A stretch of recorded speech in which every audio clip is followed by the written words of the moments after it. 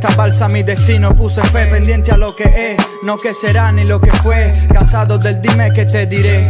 No aguanto palo ni me arrodillo a tus pies. Yo soy arte, ves. Navega mi verdad por este océano. Habrán cicatrices mientras más mambises seamos. Trataron de quitarnos lo que poseemos. Nada permite ya que nos acobardemos. A los pedales y a los remos. Aquel que sufrió tan explícitamente lo que conocemos. Y así todo no pisó los frenos. Porque hay que descubrir y conocer para que así evolucionemos. El horizonte está repleto de oportunidades. Mantén la fuerza en la selva y en las ciudades. La represión está afectando a todas las edades. La libertad solo se gana luchando y lo sabes. Nos quisieron parar, pero no dejamos de crear. Entre leyes y sistemas que nos hacen mal. El arte es la manera de escapar que llega a las personas buenas con problemas para su alma limpiar. El arte incapaz de perjudicar. Más bien lo que hace el arte es que comparte con quien necesita orar. Ya muchos murieron cruzando el mar. Ahora la libertad llega a nosotros en una balsa virtual.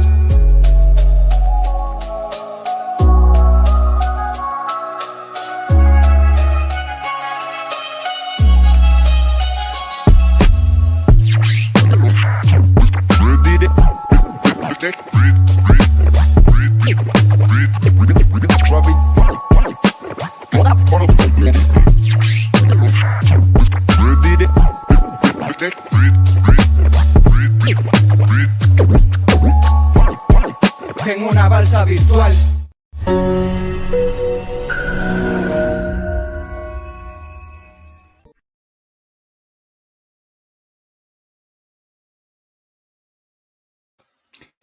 Algunas veces entender la realidad es una tarea imposible. Créanme, se los digo yo que hace más o menos 30 años que soy periodista. Y justamente cuando esa tarea imposible se vuelve así de titánica, es que llega el arte para explicar lo que nos rodea, lo que nos ha pasado y lo que podemos ser. Esto es Balsa Virtual, diálogo con artistas, el programa que habitualmente conduce mi amigo Orlando Luis Pardo Lazo y que hoy no está, pero estará sin duda en la siguiente emisión. Este programa que produce Liberty Plus Foundation y Federalismo y Libertad como con la gran ayuda, con el gran soporte de Relial y de Atlas Network. Es por eso que les agradezco a ustedes acompañarnos el día de hoy, a quienes están siguiéndonos a través de la transmisión de YouTube en el canal de Federalismo y Libertad. Les doy las buenas tardes, las buenas noches, dependiendo del lugar del mundo en el que nos estén viendo, porque estamos en vivo. Y les digo que les den, pues, clic a la campanita para recibir las notificaciones cuando haya más contenido como este y también para que le den clic al botón de suscribirse y así podamos estar en contacto y siempre juntos en esta tarea de, como les decía antes, tratar de entender la realidad que nos toca vivir.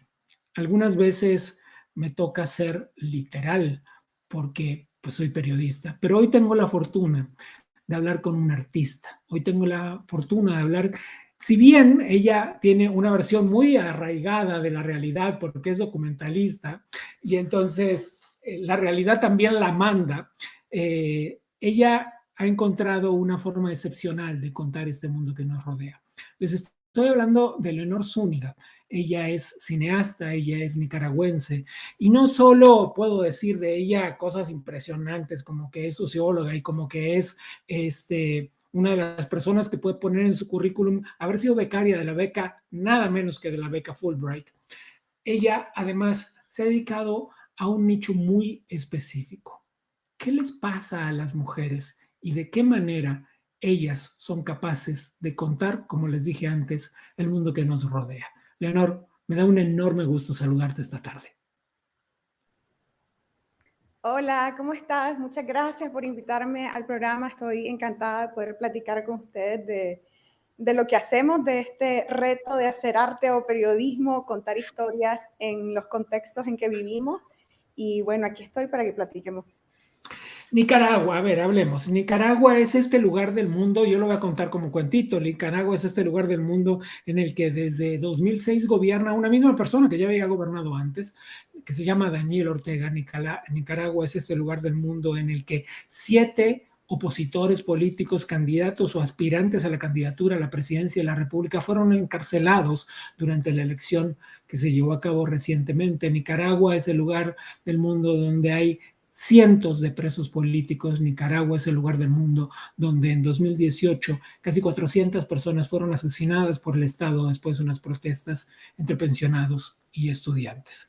En este lugar del mundo te ha tocado hacer arte, Leonor. ¿Se puede? ¿Cómo se hace? Sí, se puede, pero es realmente un reto enorme. Yo creo que cualquier persona que ahorita quiera hacer una forma de expresión cultural o periodística o artística, de cualquier forma, ahorita tiene el reto de que pues, realmente no hay libertad de expresión en Nicaragua. Entonces, ya se vuelve no solo una profesión, sino un compromiso de vida, porque hacerlo implica que va a tener consecuencias en tu vida, ¿no? En mi caso, por ejemplo, la consecuencia número 1 es que no puedo vivir en mi país. Y eso fue una decisión muy consciente que tomé cuando iba a sacar Exiliada, que era mi primer corto en el que yo era directora y que era más mío, por decirlo así. Y me di cuenta, bueno, si saco este corto hay mucho chance de que en realidad no pueda vivir el país. Y esto fue antes de la rebelión de 2018 y la gran represión de los derechos humanos que ha habido en el país, los asesinatos de estas personas que, sí, de 355 personas. Entonces, digamos que ya no se vuelve solo una profesión, una forma de expresión, sino un compromiso de vida en donde está atado, ¿no? Con otras decisiones que te van a afectar. Entonces, yo creo que en ese sentido, pues, es una decisión más profunda, hay que ser valiente y hay que buscar formas ingeniosas de hacerlo. Fíjate que esto que decías recién, el exilio, hemos tenido la oportunidad de hablar en distintas transmisiones de distintos programas de Liberty Plus y de Federalismo y Libertad con personas que han tenido que dejar su país, muchas de ellas de distintas partes, algunos venezolanos, muchos cubanos, algunos nicaragüenses. Hemos hablado, por ejemplo, con Berta Valle, quien es esposa, por cierto, de Félix Maradiaga, uno de los presos políticos aspirantes a la presidencia de la República. Una persona muy valiente, hablo de los dos, hablo tanto de Félix como de Berta, que uno resistiendo desde la cárcel y la otra haciendo pública la historia alrededor del mundo y haciéndoselo oír a cuántas personas están abiertas a escuchar sobre cuál es la realidad en Nicaragua. Hay un denominador común en este exilio y es la enorme necesidad de mantener arraigada la identidad, es decir, quiénes son a pesar de no estar en ese lugar en el que han nacido. Sí. Bueno, mira, curioso que presentás el caso de Berta y de Félix. Ellos dos son muy amigos míos y justo estoy haciendo un documental sobre Berta y sobre Félix en este momento, un corto que espero que salga este año. Entonces, sí, yo creo que justo sin que sea un plan, pero casi que por las circunstancias del país en el que vivo y por los temas que me interesan, como bien mencionaste, a mí me interesa mucho la perspectiva femenina del mundo. Entonces, mi primer corto fue Exiliada, que es sobre la hija del presidente, lo que lo acusó a él de haberla abusado cuando era niña. Entonces, ella está en el exilio, pues justo por eso se llama Exiliada. Vamos, antes de que tú desarrolles la historia, permítame presentarle a la gente el tráiler. Dale. Tuvimos que salir y no volver. Tuve que explicarles que a mí me pasaron cosas muy feas con mi padrastro y mi mamá no me creyó. Y la pregunta del por qué tu mamá no te creyó, que si fue que yo no grité muy duro. Procediendo a la acusación penal por los delitos de abuso deshonesto, violación con agravante y acoso sexual. Este juicio implica muchos riesgos y estoy dispuesta a asumirlo. ¿cuál es la cicatriz que más te duele? Creo que la pérdida de mi madre por ahora es lo más difícil. Rosario me decía que quería pedirle perdón al pueblo por tener una hija que había traicionado los principios del Frente Sandinista de Liberación Nacional. Daniel Ortega era la revolución, porque él me decía, yo soy la revolución, y por lo tanto mi acusación se convertía en un acto de amenaza a la revolución.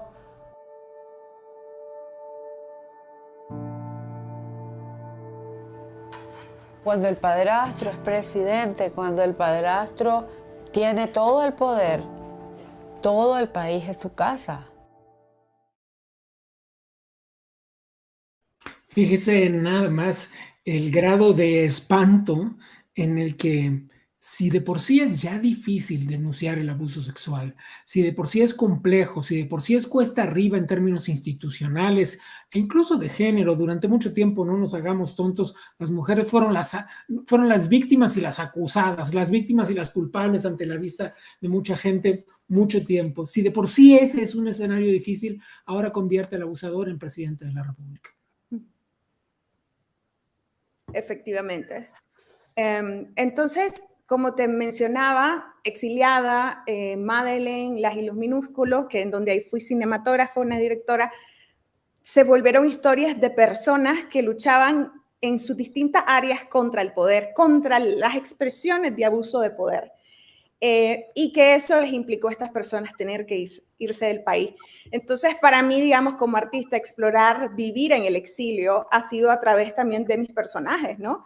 De cómo estas personas viven el desarraigo y, como decís vos, sobre todo, ¿quién sos si no tenés las cosas que eran tus referentes, ¿no? O sea, nuestra identidad está basada en nuestro país, en nuestro trabajo, en nuestra familia, en nuestros amigos, en nuestra casa. Y de pronto, mis personajes, igual que yo, nos preguntamos quién soy yo si no tengo ninguna de esas cosas.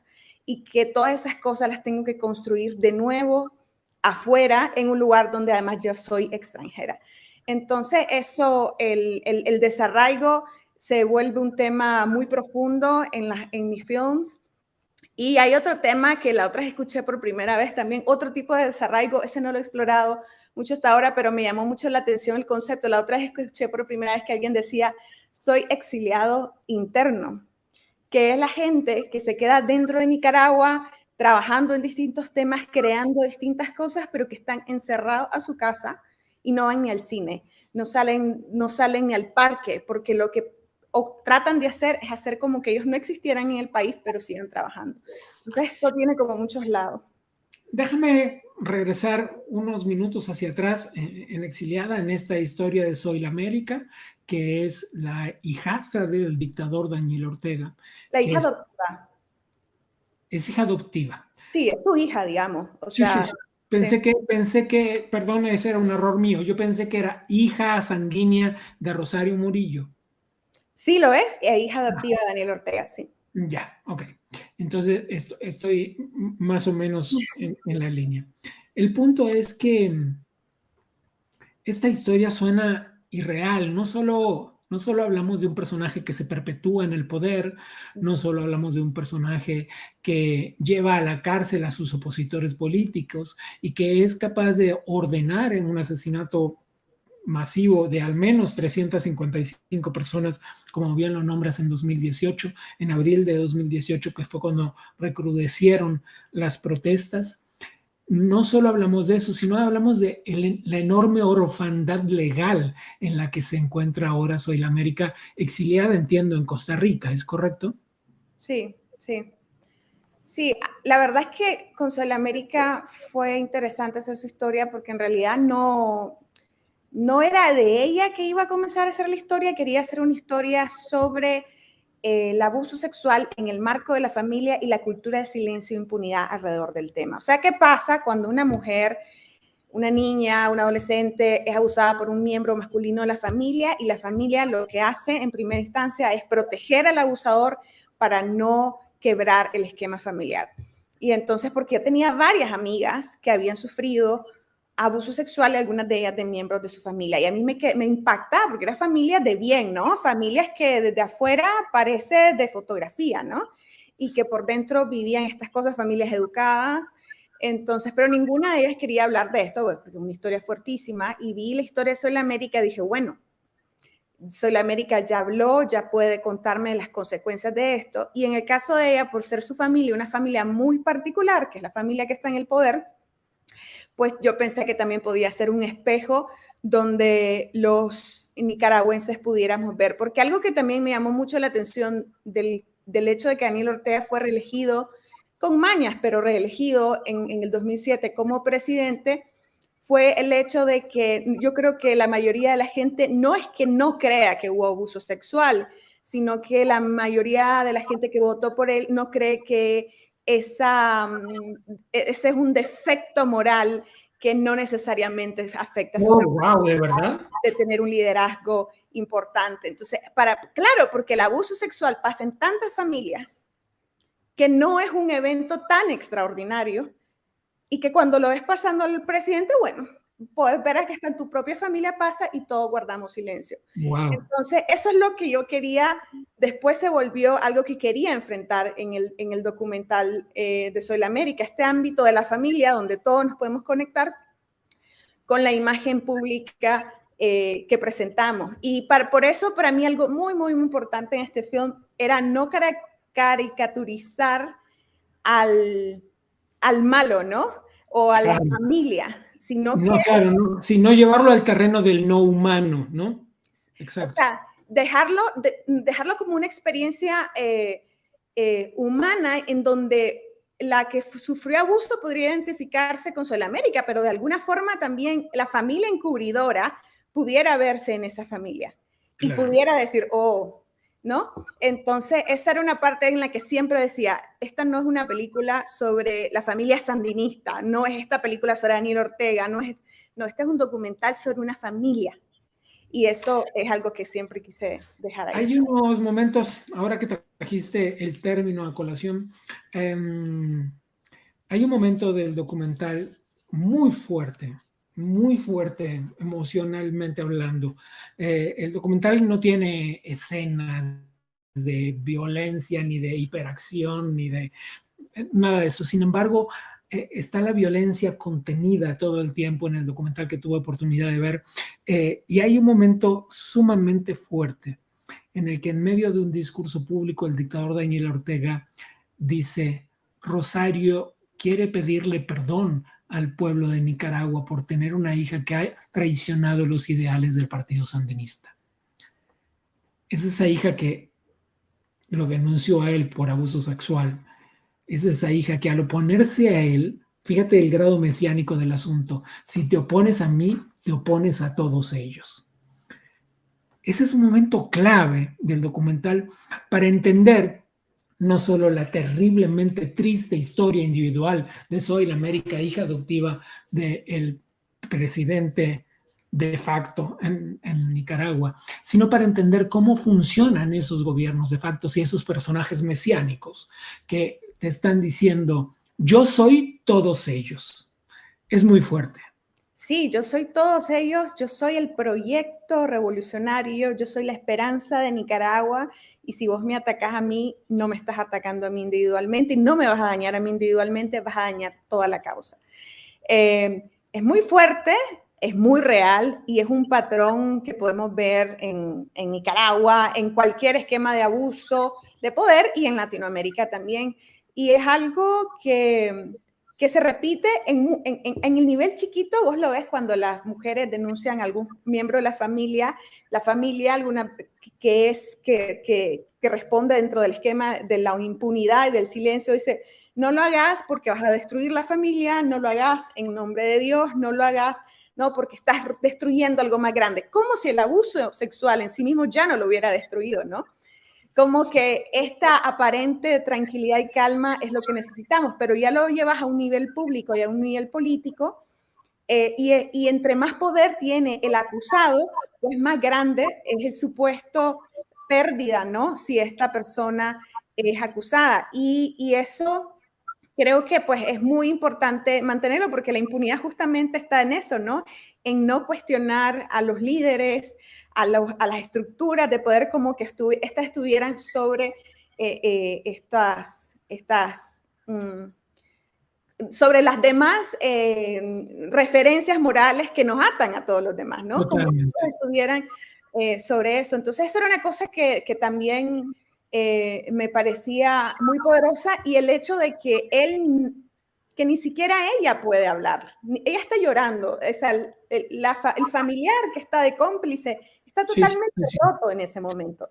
La mamá de América está llorando, no puede ni siquiera hablar, pero es el que toma las palabras para defenderse. Y ahí por eso ves que la impunidad en cualquier expresión es la que permite también la complicidad, ¿no? El abusador sexual, yo creo que, y el abusador de poder, esa es una de las primeras cosas que hace para mantenerse en el poder, que volver cómplices a personas que en un inicio no eran responsables.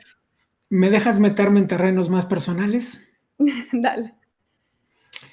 He visto algunas entrevistas tuyas en las que, como buena contadora de historias, eres capaz de resumir tremendamente tu propia historia. Y dices, una chica, una niña que nació en la pobreza, una niña cuyo líder de familia estaba hundido en las drogas y cuya lideresa era codependiente, una niña que recibió el abuso sexual de un vecino, y así, en apenas 3 frases, dibujas esa tremenda historia. Pero si creíste que eso era meterme en terrenos personales, es que todavía no llegó a la pregunta, que es la siguiente. No hablas de tu padre, dices el líder de la familia, y ni siquiera lo nombras. ¿Qué sientes? ¿Cómo es que llegaste a este grado de disociación? ¿En qué momento? Discúlpame, no te entiendo. Digo, en estas entrevistas en las que hablas de tu padre y dices el líder de la familia hundido en las drogas, pero no dices mi papá, ni dices mi padre. No, bueno, es el esposo de mi mamá, que es como mi segundo papá, es mi papá, tengo mi papá biológico y mi papá como de crecimiento. Como muchos. Sí, pero no, digamos, no tengo en ese sentido como lejanía, porque también mi familia como comenzó con una historia muy fuerte cuando era niña, pero también una gran historia de transformación, y todas las cosas que nos pasaron, sobre todo porque las trabajamos mucho a través de los 12 pasos. El esposo de mi mamá entró a 12 pasos para... Los 12 pasos son parte de los programas de rehabilitación de adicciones, ¿no? Sí, entonces, sí, el esposo de mi mamá entró a eso, mi mamá entró para codependiente y se volvió, creo yo, cuando la gente me pregunta cuál es mi referencia espiritual, bueno, son los 12 pasos, ¿no? Entonces, más bien mi familia es un tema del que yo hablo porque lo hemos hablado mucho, como que ya no es un tema al que le tenemos miedo, ya sabes, porque es una historia como más bien de mucha transformación, de crecer mucho y de que desde como el dolor que nos causó en ese momento, ahora como que tenemos como una gran sensibilidad, empatía por los demás. Esto que dices es al mismo tiempo muy bonito, ¿no? Muy bonito. Sí, o sea, yo tengo una visión totalmente, con todo y con lo último que ha pasado en el exilio, tengo una visión muy espiritual y positiva y alegre de la vida, porque yo creo que el principal conquista es la conquista de uno mismo, la conquista de sus miedos, de sus pasados, de sus conflictos, y por suerte vengo de una familia que se dio cuenta que hablar las cosas abiertamente y las cosas que nos duelen y nos cuesta era el primer paso para sanarse. Entonces ya esas cosas no se nos vuelven tabú, porque ya las hablamos de ellas. Y así como yo hablo de esto, mi papá es músico, mi mamá hablan de estos temas en público cuando ha tocado hacerlo, porque, por ejemplo, él produce música que se llama cantaterapia, que es música en la que va, él expresa todo esto. Entonces son como cosas que hemos explorado mucho, y ahora más bien veo el pasado y veo todas esas cosas como grandes oportunidades de aprendizaje que utilizamos. pero que también informan lo que hago, ¿no? Porque creo que en Latinoamérica todavía estamos muy pendientes de hablar, por ejemplo, desde un lugar de raza, desde un lugar de clase social. Mucho, mucho, mucho, mucho, mucho. Entonces, yo siempre como cuando hay la oportunidad de contar, por ejemplo, que sufrí abuso sexual cuando tenía 8 años de parte de un vecino, o que yo soy una mujer morena que vino de un lugar que tenía muchos problemas económicos, lo cuento porque informa mi arte, porque son cosas que yo tomo en cuenta para construir mi historia, que están como cuestionando los distintos poderes en Nicaragua, y también porque, sobre todo el tema del abuso, igual que Soy la América me inspiró mucho a hablar del tema, yo nunca había hablado del tema hasta que hice esa película. Wow. Me gusta inspirar que otras niñas, otras mujeres, otras jóvenes, cuando me vean hablar y vean que Leonor produce cosas y hace cosas y no sé qué, y no está en una esquina, ya sabes, lamentándose sobre la vida, Claro. que bueno, que nosotros también pasamos por esas cosas y que esas cosas pueden ser experiencias dolorosas, pero en las que podemos también transformarnos y crecer. Y habrá gente, digo, sobre todo lo más importante de ese mensaje es que no es necesario quedarse ahí, que habrá gente que use esa experiencia, y cuando digo use, lo digo en el mejor sentido de la palabra, utilice, lo haga propio, pues, como parte de su experiencia profesional adulta o creativa adulta, pero muchas otras no, y no pasa nada tampoco. Lo importante es asumirlo para sanarlo, digo, por simple que suene, ¿no? Claro, yo creo que depende de lo que haces y del mundo en el que estás. Digamos, yo como estoy en un mundo en donde vivo explorando el abuso de poder desde la perspectiva de ser mujer, pues para mí es muy natural sacar eso, ¿no? Porque tienen que ver con las exploraciones que yo hago. Tal vez si no es eso en lo que trabajas o lo que exploras o lo que te gusta hacer o no es tu personalidad, pues tal vez no vas a ese lugar, pero en mí es muy orgánico. Yo siempre digo que lo que yo estoy explorando en mis películas es como la dimensión emocional de la injusticia.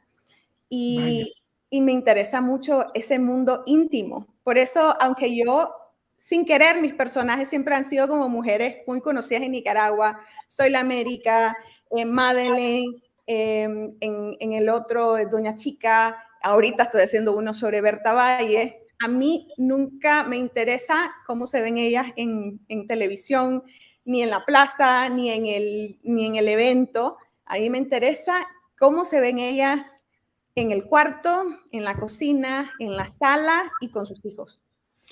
Déjame saludar a algunas de las personas que están en vivo con nosotros. Gracias, Frank. Gracias, José Guillermo. Gracias, Alfredo. Gracias, Roberto. A todos ustedes, gracias por estar acompañándonos en este momento. Estamos hablando en este preciso instante con Leonor Zúñiga, quien es cineasta, es documentalista nicaragüense y que, como están escuchando, no solo se dedica a contar las realidades políticas y sociales de su país de una manera un poco más personalizada que lo hacen, digamos, los medios de comunicación. Lo que ella hace es mostrarnos a través de individuos cuál es el conjunto de cosas que están pasando. Gracias, Isaías, muy bueno, dice, saludos desde Tucumán, Argentina, saludos hasta Tucumán, Argentina. Quisiera irme ahora a este momento que hablaste de Madeleine. Hagamos un poco el recuento de este 2018 tan tremendo para la historia nicaragüense. Te escuchamos. ¿Te hago el resumen del 2018? Bueno, sí, no será bueno, sencillo. Vamos a hacer. Mira, Sí, cierto, no traigan el alcohol, pero no. Bueno, no. en el 2007 Daniel Ortega, que era el líder de la revolución sandinista, regresó al poder y desde entonces comenzó a instaurar un sistema autoritario, que sin embargo estaba montado, creo yo, en gran parte por su alianza con el sector privado, en el que prácticamente solo ellos negociaban entre ellos, pero esto se rompió en el 2018 cuando un grupo de jóvenes protestaron por un incendio que hubo de una de un bosque en Nicaragua, donde el personaje principal, Madeleine, estaba en esa protesta, y que el gobierno, para distraerlos y que no continuaran de esa propuesta, al mismo tiempo aprueba una reforma al Seguro Social, lejos de distraer a las personas y que el tema pasara. Perdón, voy a hacer un pequeño paréntesis ahí. Esta pequeña reforma al sistema de previsión social implicaba nada menos que aplicar un impuesto a las pensiones. Es decir, otro día si quieren discutimos las pensiones, pero las pensiones son eso que uno recibe después de una vida de trabajo, ya sea por un fondo de ahorro de capital privado o porque aportó, como era un acuerdo social en casi todas las partes de Latinoamérica, hasta ahora mismo en muchas partes, con un fondo que administra el Estado, pero es un descuento de los salarios de los aportantes, digamos. El gobierno aprobó un impuesto sobre esa pensión, es decir, un impuesto sobre los ahorros de toda una vida. Y bueno, lejos de apaciguar, lo que hizo es que unió la causa de los jóvenes con la causa de los adultos mayores y comenzó a reprimirlos en la calle y a golpearlos. Y bueno, la respuesta de la gente que vio todo esto en Facebook, en Twitter y en YouTube fue irse a la calle. El gobierno no reaccionó y lejos de calmarse, aumentó la represión, mató 28 jóvenes en 4 días y desde ahí se desató la rebelión de abril, que continúa hoy la crisis humanitaria en Nicaragua y ya creo que hay más de 200,000 nicaragüenses en el exilio y 356 personas asesinadas. Y Madeleine es una joven que sin pretender comenzar una rebelión lo hizo y estaba en la primera protesta y se volvió una de las voces del movimiento estudiantil. Bien, entonces, como parte del cinismo institucional que caracteriza a Daniel Ortega, dijo, aquí no hay muertos, aquí no hay desaparecidos, aquí no hay presos políticos. Dígame los nombres. Veamos. So that day they killed 5 students and they killed a 15 years old kid. He was shot in the neck and his last words were, I can't breathe. His name is Álvaro Conrado. The police keep shooting, the people keep going to the street.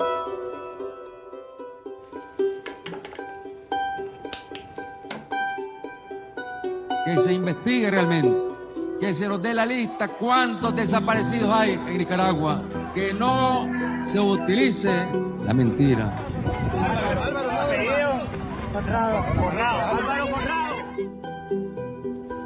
So I grabbed the mic and I told the president, okay, so you were asking for a list? Here's the list. And I read aloud each name. Veíamos ahí la enorme manifestación. Hay allí una toma casi aérea en la que se puede apreciar el gentío, el tamaño, la proporción del descontento social. A veces es tan difícil entender a un pueblo desde afuera, comprender su sufrimiento, saber a qué están sometidos, y momentos como estos claramente describen la intensidad de las cosas que están sucediendo en Nicaragua. Ella dice ahí, el presidente decía, denme los nombres. Déjenme ponerle, lo voy a interrumpir porque es un poco largo, pero quiero que presten atención a este primer minuto del video que les voy a mostrar. De nuestros muertos, y aquí se la tenemos. Moroni López García, Managua, UNI. Franco Valdivia Machado, Estelí. Darwin Manuel Urbina, Managua. Hilton Rafael Manzanares, Managua. Richard Pavón Bermúdez, Tipitapa. Álvaro Manuel Conrado Dávila, de 15 años. Carlos Alberto Bonilla López, Ciudad Sandino. No puedo evitar estremecerme al escuchar esos gritos y al sentir la valentía de esa niña que tenía 20 años, ¿no? Sí, 20 o 19 tenía Madeleine, estaba chiquita, sí. Sí, ¿Qué te empujó a elegirla? ¿Cómo elegiste el momento? ¿Cómo te contactaste con ella? Cuéntanos un poco de este proceso que además les cuento a ustedes que nos están viendo del otro lado, cuando uno trabaja haciendo documentales, está montado a caballo entre la realidad que te apura y el pensamiento artístico. Cuéntanos de eso. Bueno, fíjate que en el caso de Madeleine, como en el caso del documental que estoy haciendo sobre Berta, en realidad me llamó la producción, digamos, Managua Furiosa, que es una plataforma que produce muchas documentales, series en Nicaragua. Quería hacer un documental sobre ella y me invitaron a dirigirlo.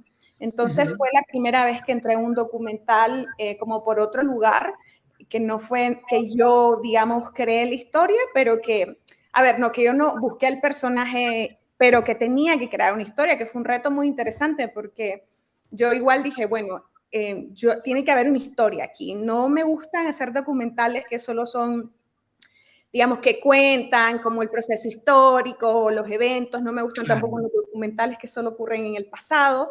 Me gustan documentales en donde hay siempre una sensación de búsqueda en el presente, en el que no sabes exactamente si tu personaje va a lograr o no lo que tu personaje quiere.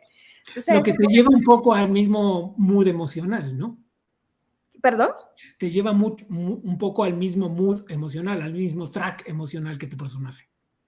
Sí, sí, entonces para mí, Madeleine, así, hablando con ella, la fue a entrevistar porque, digamos, era un documental sobre ella en el exilio como artista, ok, pero eso puede tener como 1000 ángulos. Entonces me fui a platicar con ella, ya la conocía, pues todo el mundo conoce a Madeleine, y ella me conocía a mí también, y tuve un par de pláticas bien largas con ella, y yo decía, ¿qué es el tema que Madeleine le molesta, le busca, qué es la cosa, ¿no? Ya viéndola ella como personaje, y efectivamente era el tema de la identidad. O sea, el que es una chavala que tiene un año de vivir fuera de su país, no tiene ninguna perspectiva de cuándo va a regresar, fue arrasada por la violencia y ahora no sabe dónde está parada, no sabe quién es, y es tan fuerte su desarraigo que no ha podido pintar, que es la cosa que más le gusta a él. Entonces dije, por acá es, o sea, voy a hacer un documental que explore el tema de cómo reconstruir la identidad y si ella se atreve o no a pintar de nuevo, y cómo ese pintar de nuevo es el primer referente que ella rescata para volver a ser ella misma, ¿no? Y ahí salió Madeleine. Hay un pedacito chiquitito del documental en el que ella está hablando con alguien de su familia. No les voy a spoilerear mucho, pero ella está hablando con alguien de su familia y le dice, bueno, te veo después. Ella está en el exilio y la otra persona del otro lado dice, no, tú no puedes venir, tú no puedes volver. Sí, y eso un poco en la complicidad y un poco retractándose y un poco entendiendo el lugar emocional desde que la otra persona le dice, no, era una broma, ¿no? Son estos momentos que te pintan de cuerpo entero a un personaje y que son tan difíciles de conseguir, que sin duda requieren de mucha intimidad entre quien dirige el documental y quien lo protagoniza. Sí, siempre ese es el reto, ¿no? Sobre todo porque, como te digo, sin proponérmelo, pero así ha sucedido, siempre he filmado a mujeres que son conocidas. Y eso implica que ellas ya tienen una carga muy fuerte, porque hay mucha gente que ya tiene ideas de quiénes son ellas, erradas o no. Tienen mucha presión sobre el papel que tienen que jugar, el papel que tienen que presentar. Entonces quieren protegerse mucho. Me pasó con Soy la América, me pasó con Madeleine, me pasa con Berta. Entonces, ¿cómo yo genero la confianza suficiente para decirle, abrite, y te prometo que yo no estoy aquí en la búsqueda del amarillismo, de eso que te va a hacer quedar, no me interesa ese blanco y negro. A mí realmente me interesa el lugar humano en donde yo me puedo conectar con vos, porque en ese momento en que vos bromeás con tu familiar de que vas a regresar sabiendo lo que te puede ocurrir, en ese momento, para mí, Madeleine es como una adolescente, ¿no? Es ese momento en que ella es joven de nuevo, que no es la líder del movimiento estudiantil, sino que es una chavala que está como un poco jugando con algo sumamente fuerte, porque es su forma de lidiar con eso. Entonces, esa es lo que yo espero que, y hasta ahora pues ha funcionado, porque te digo, me pasó por ejemplo con Soy la América, que su hijo dijo cosas muy fuertes en cámara, pero que yo ya tenía un acuerdo de ella en cómo íbamos a yo cómo iba a abordar si su hijo hacía eso. Fíjate que vamos a contarles un poco a las personas que nos miran cómo es la cocina y cómo son los pactos que uno tiene que hacer, como que haces tú como documentalista o que hace un periodista como entrevistador. Uno a veces tiene que sopesar. ¿Es verdad lo que tienes en las manos? Sí. ¿Es relevante? Sí. Pero tal vez acabas perjudicando, acabas produciendo un daño colateral que tienes que evaluar, y es una enorme responsabilidad. Quiero regresar un segundo en la conversación, por favor, Leonor. Estabas hablando de Berta, hablabas de Berta Valle, y voy a unir esto con algo que dijiste hace unos minutos, que es el hecho de que tú haces documentales sobre lugares mucho más emocionalmente íntimos, y domésticos al mismo tiempo, de personas más públicas, que tienen un costado público, personas sobre las que la opinión pública tiene formada una opinión, un preconcepto. Sí. Y este es también el caso de Berta Valle, quienes no tiene ella una vida ahora públicamente notoria por ser la esposa de un preso político, sino Berta es una periodista que tiene una carrera exitosa como periodista en la televisión y en los medios de comunicación masivos, y en consecuencia es, asumo, una tarea doblemente difícil la tuya, es decir, la de mostrar el lado B de un personaje tan público como Berta. Sí, siempre es un reto. En el caso de Berta, como ella es una figura, digamos, una periodista, es una defensora de derechos humanos que está tratando de sacar a su esposo de la cárcel. Claro, pero convertida en esto por la pero también es una, digamos, es una figura política sin que ella necesariamente se lo proponga. Entonces, hay muchos sentimientos respecto a su imagen. Entonces, cuando hablaba con ella, el tema de la preocupación, por ejemplo, que siempre se repite, es una preocupación que veo en mujeres con las que he trabajado, es este balance. Primero, que les da miedo de mostrar demasiada intimidad o demasiados problemas porque temen que la gente las va a juzgar por ponerse como víctimas, porque dentro de todo se supone que ellas tienen una posición privilegiada, que es totalmente relativa al punto de vista, porque creo que la gente no se imagina las dificultades que ellas viven. Y lo otro es no aparecer como demasiado fuerte o que demasiado tener resueltas las cosas. Frías y distantes. Sí, entonces es un tema, pero además creo que las mujeres tienen mucho la carga. Por ejemplo, en el caso de Berta y de América, las dos son madres y tienen niños de la misma edad cuando las he estado filmando a las dos. Entonces el tema de cómo aparecen como madres, por ejemplo, cómo aparece la relación de ellas con sus hijos, en circunstancias en que ellas se sienten muy vulnerables respecto a ser mamás. Soy la América porque ella sin quererlo es la imagen opuesta de su madre. Entonces, ¿quién es ella como madre? Y en el caso de Berta, porque es la madre en el caso de un padre ausente. Y además una madre que está muy ocupada. Entonces, todos esos temas siempre los sopesamos y yo creo que ahí lo que yo siempre les cuento es el tipo de cine que ando buscando y el tipo de trabajo que ando buscando. Y cuando ellas ven que no ando tras la búsqueda de tal vez lo que ha pasado en el pasado, que la gente anda buscando como ese tema amarillista o eso que llame la atención porque se ve bien en cámara, pero para mí te distrae el tema principal. Claro. Entonces ya cuando generamos vamos poniendo, como decimos, las bases, va abriéndose la confianza. Esto me permite llegar contigo a un punto de la conversación que es más la feminidad que el feminismo, si me permites. El feminismo suele ser un tema sumamente polémico muchas veces en los medios de comunicación, pero tú acabas de abordarlo desde un lugar inseparable, que es el rol femenino de la maternidad. Y eso que define al mismo tiempo la vida de las mujeres en casi todos los otros aspectos, al menos de las mujeres que deciden ser mamás, ¿no? Y es un hecho inseparable y una forma, mira qué interesante lo que acabas de poner, cómo eso condiciona no solo la forma en la que actúan, sino la forma en la que desean ser vistos por los demás. Claro. A ver, yo siempre digo, yo soy una mujer que hace películas hasta ahora, sobre todo sobre mujeres, las que he dirigido, pero también soy productora y he hecho otras cosas, ¿no? tengo una mirada femenina, tengo también una identidad muy femenina, pero mi montaje, por ejemplo, es muy feminista. O sea, es el no irle a la feminidad. Nosotros tenemos una escritora que se llama Gioconda Belli, que escribió un libro, una novela que se llama El País de las Mujeres. Y se imagina un país que ha sido tomado por el poder de las mujeres, debido a un fenómeno volcánico que inhibe el deseo del poder de los hombres.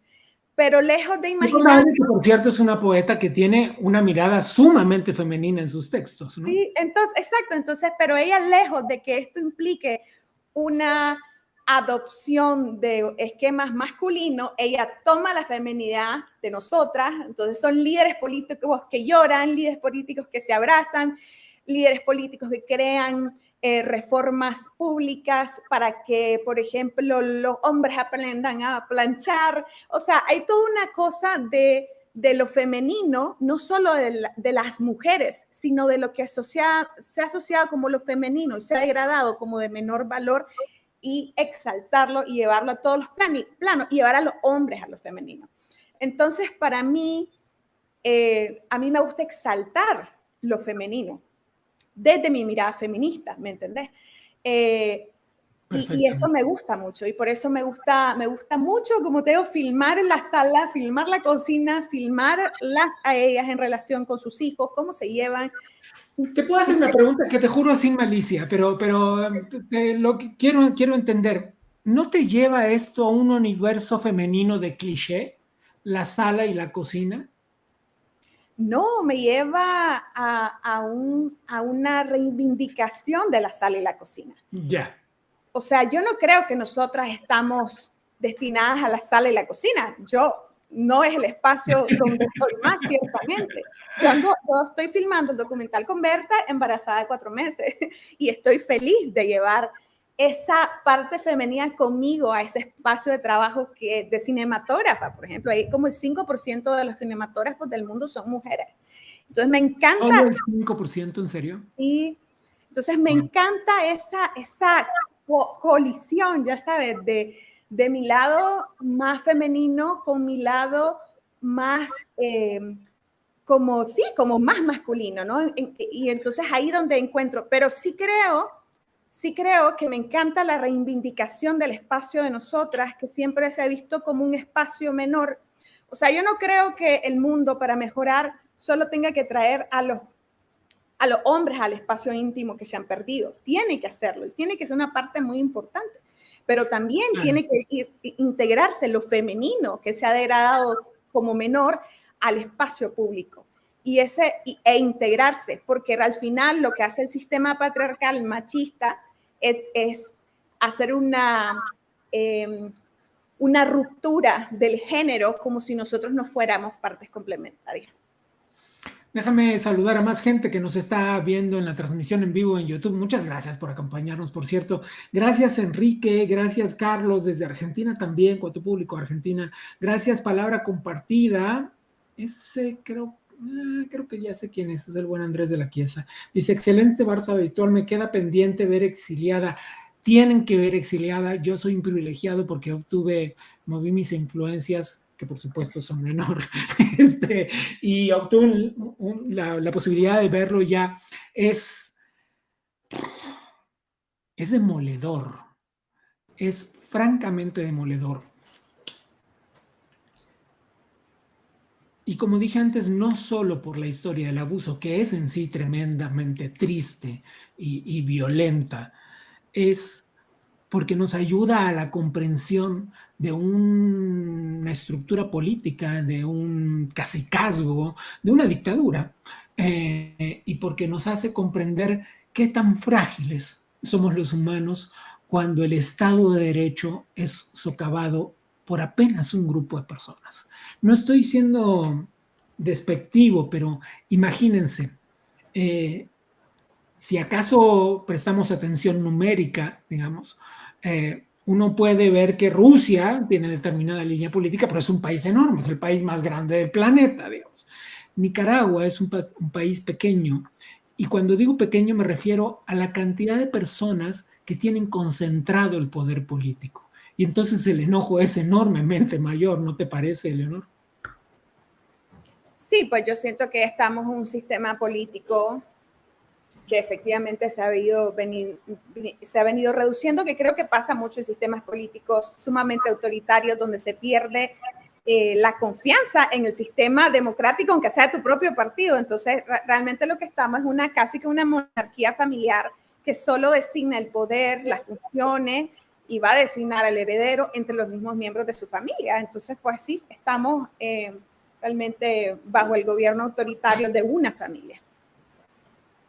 ¿Y qué se puede hacer desde los medios de comunicación, aún tan menguados como están? ¿Qué se puede hacer desde el arte para contribuir a un proceso democrático, ojalá que inminente y cercano?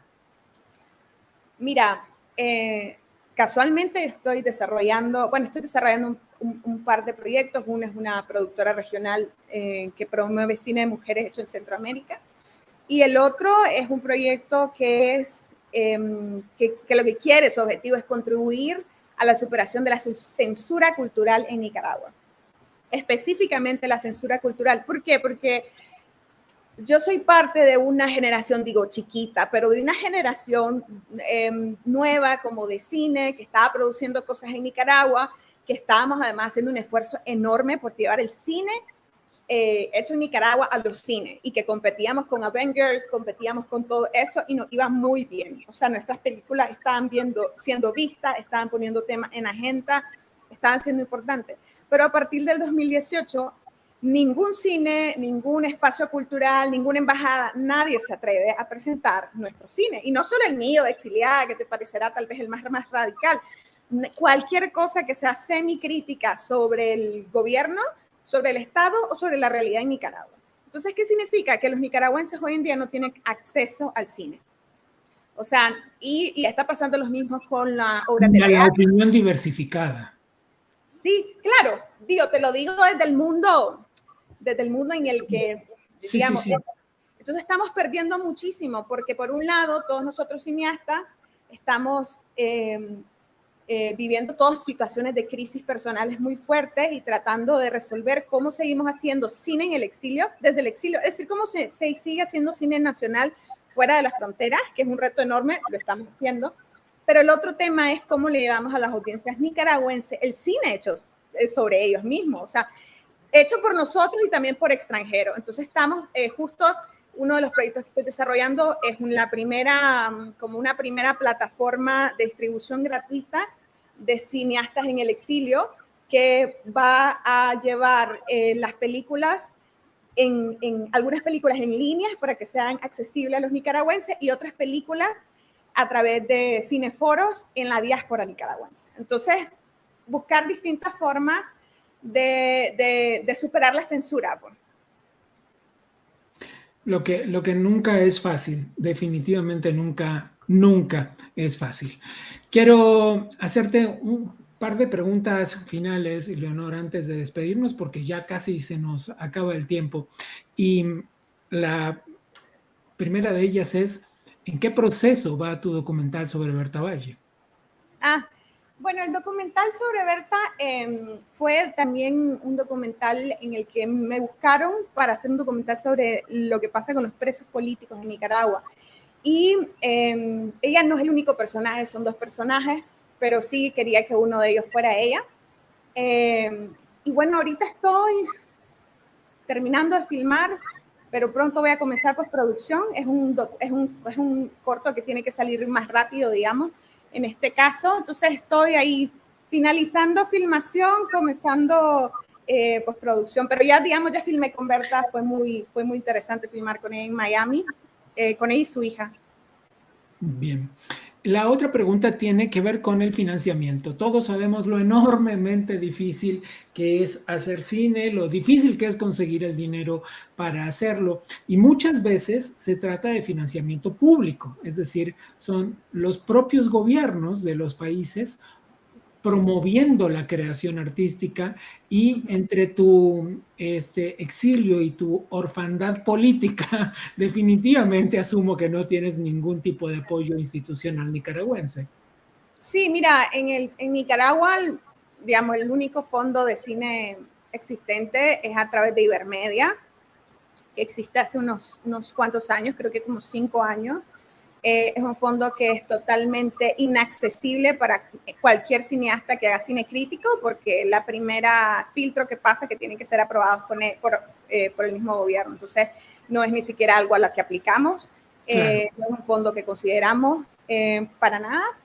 Porque aún si yo quisiera hacer una película sobre Blancanieves ahorita, solo que por ser yo jamás voy a obtener apoyo del Estado, ¿me entiendes? Aunque haga la película más inocente del planeta. Entonces, en nuestro caso, en mi productora, Calais Producciones, sí hemos sido muy creativos siempre para encontrar fondos, y lo que nosotros hemos hecho siempre es crear los proyectos y buscar soporte con la cooperación internacional.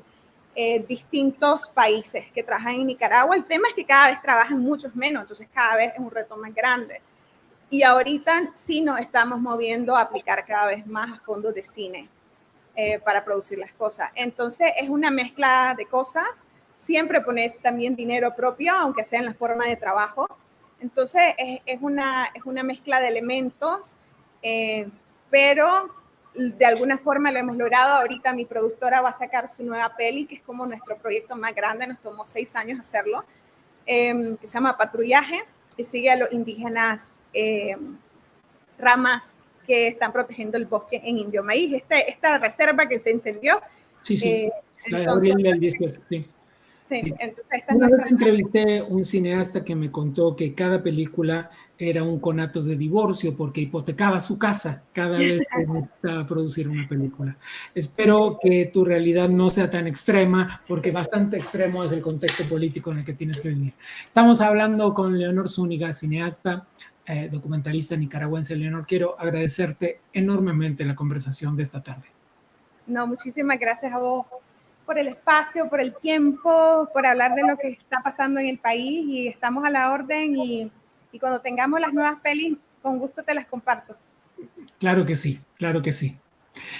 Yo soy Gabriel Bauduco, y a nombre de Orlando Luis Pardolazo, el conductor habitual de este programa, les doy las gracias por habernos acompañado. Este programa, que es Balsa Virtual, Diálogo con Artistas, que produce la Fundación Federalismo y Libertad junto a Liberty Plus, con la invaluable ayuda de Relial y de Atlas Network. A ustedes que nos acompañaron a través de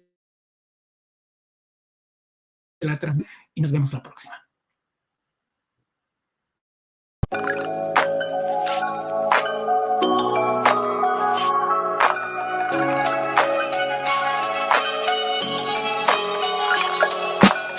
En esta balsa mi destino puse fe, pendiente a lo que es, no que será ni lo que fue. Cansado del dime que te diré. No aguanto palo ni me arrodillo a tus pies. Yo soy arte, ves. Navega mi verdad por este océano. Habrán cicatrices mientras más mambises seamos. Trataron de quitarnos lo que poseemos. Nada permite ya que nos acobardemos. A los pedales y a los remos. Aquel que sufrió tan explícitamente lo que conocemos, y así todo no pisó los frenos. Porque hay que descubrir y conocer para que así evolucionemos. El horizonte está repleto de oportunidades. Mantén la fuerza en la selva y en las ciudades. La represión está afectando a todas las edades. La libertad solo se gana luchando y lo sabes. Nos quisieron parar, pero no dejamos de crear. Entre leyes y sistemas que nos hacen mal. El arte es la manera de escapar que llega a las personas buenas con problemas para su alma limpiar. El arte incapaz de perjudicar. Más bien lo que hace el arte es que comparte con quien necesita orar. Ya muchos murieron cruzando el mar. Ahora la libertad llega a nosotros en una balsa virtual.